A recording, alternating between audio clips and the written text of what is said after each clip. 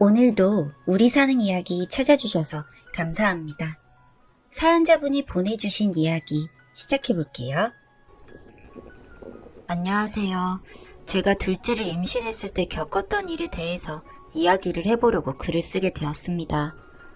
그 당시에 저는 참 행복했던 기억이 납니다. 이미 첫째는 태어나서 잘 커가고 있었고 남편도 저에게 잘해주니 더 바랄 게 없다고 생각했습니다. 그러던 와중에 그 누구보다 제 임신을 축하해주고 먹고 싶다는 것은 새벽에도 잘 사주던 저희 남편. 최근에 뭔가 의심스럽고 수상하더군요. 그 누구보다 가정적이던 사람인데 자꾸 집에 늦게 들어오고 옷에서는 알 수 없는 향수 냄새까지. 남편들은 보통 애 생기면 외도를 하거나 하는 경우가 많아진 데서 첫애 때도 조금 불안했었지만 이번 둘째 때는 너무 이런 의심스러운 정황들이 자꾸 생기니 마음이 좋지 않았습니다. 그러던 중 언제 한번 남편이 조금 일찍 들어와서 씻는다고 화장실에 갔을 때 몰래 핸드폰을 보려 하는데 남편 핸드폰에 메시지가 떴어요. 무슨 메시지인가 보니까 뭐해? 보고 싶다 라고 메시지가 온 거 있죠. 뭐 여기까지는 남편 아는 지인이 보낸 메시지일 수 있으니 그렇게까지 의심이 가지 않았습니다. 하지만 그 다음에 온 어젯밤 좋았어. 푹 쉬고 다음에 또 봐. 라는 메시지. 이 메시지를 통해서 아무래도 제 남편이 밖에서 저 몰래 여자를 만나고 다니는 거 아닌가 하는 의심이 생기기 시작했습니다. 우리 첫딸 아직 4살이고 우리 둘째도 몇 년간의 노력 끝에 겨우 생긴 소중한 둘째인데 진짜 힘들게 고생해서 둘째 임신한 저한테 정말 이래도 되는 건가 싶었습니다.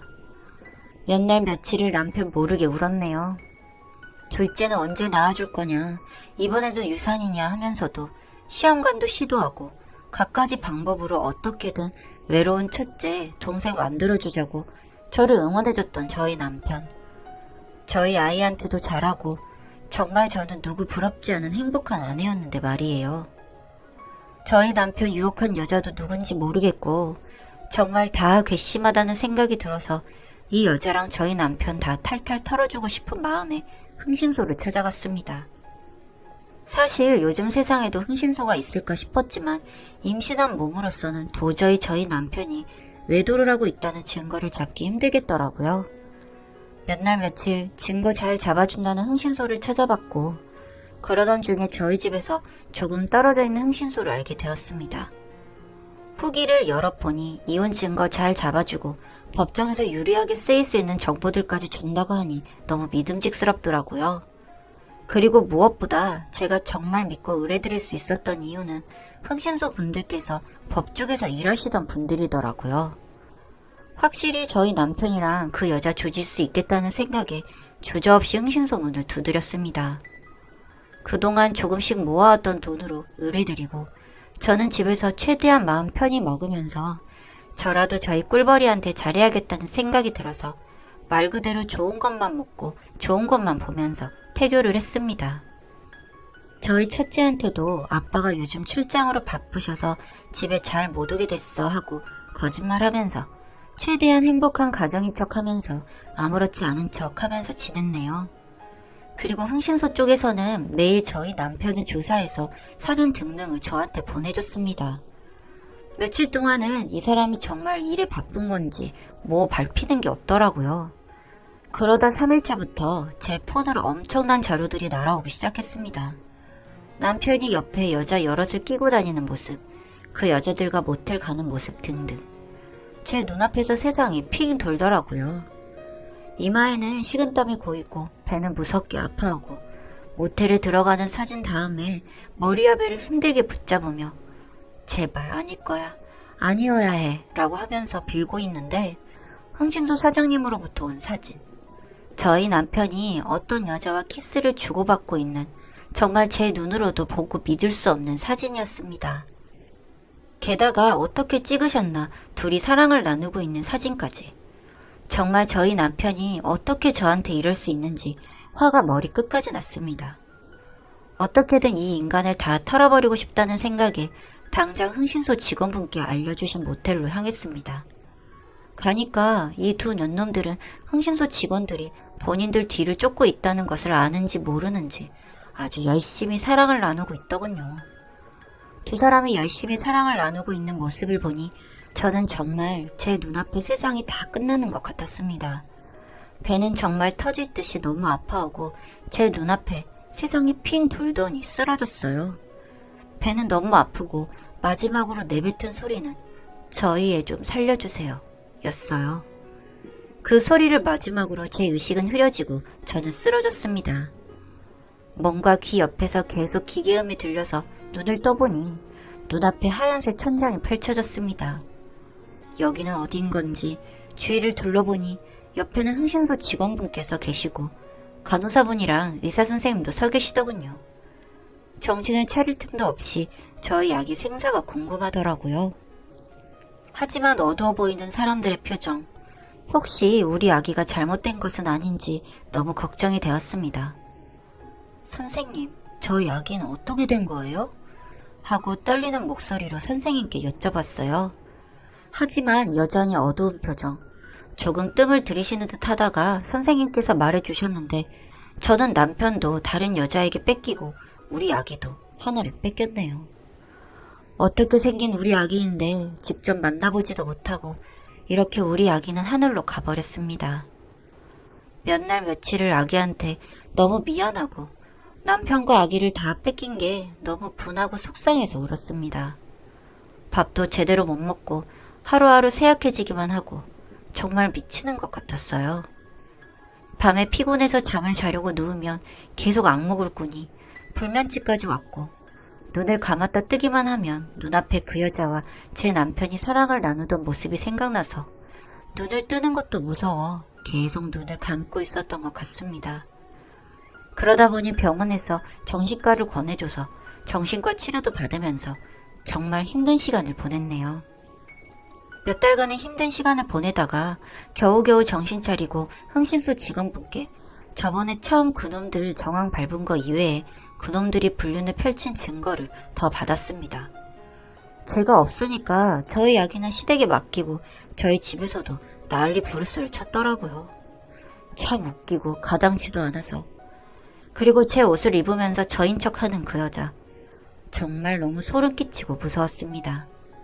그런데 지금까지 본 건 아무것도 아니었습니다. 그 이후에 보이는 것들이 정말 더욱 충격이었어요.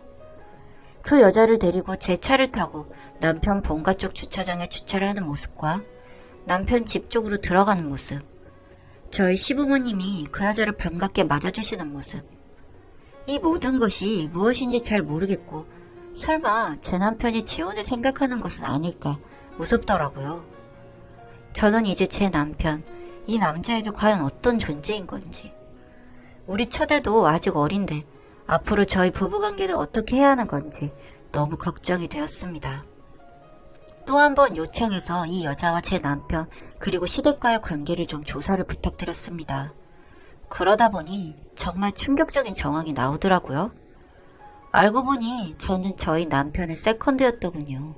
제가 말이죠. 대학 때 만나서 2년 연애하고 결혼한 저희 부부. 제 남편한테 다른 여자가 있을 거라고는 전혀 생각하지 못했는데 솔직히 믿기 어려울 정도로 황당했습니다. 그리고 그 여자와는 남편이 남편 부모님 몰래 대학 때 살림을 차리고 혼인신고까지 하면서 살았더군요. 정말 얼마나 죽고 못 살았으면 그때 혼인신고까지 했을까 싶고 전 그것도 몰랐고요. 그렇게 살고 있는 게 들통이 난 후 시부모님이 저 여자 집이 가난하고 돈도 없으니 헤어져라 하셔서 어쩔 수 없이 이혼하게 된 거라고 하더군요. 하지만 저희 남편이 그 여자를 죽어도 못 잊어서 저 몰래 제가 처제를 임신하고부터 저 여자와 다시 몰래 살림을 차렸던 거였습니다.